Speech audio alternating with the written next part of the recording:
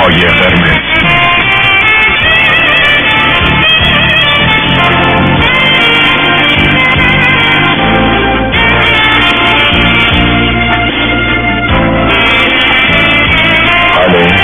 تکرار غریبانه روزهایت چگونه گذشت وقتی روشنی چشمهایت در پشت پرده های مه‌آلود اندوه پنهان بود.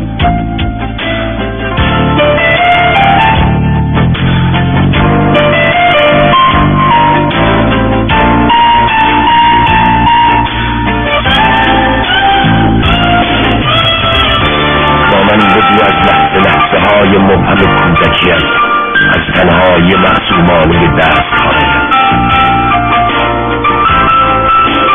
آیا میدانی که در هجوم دردها و غمهایت و در دیدار ملال‌آور دوران زندگیت حقیقت زلالی دریاچه نقره‌ای نهفته؟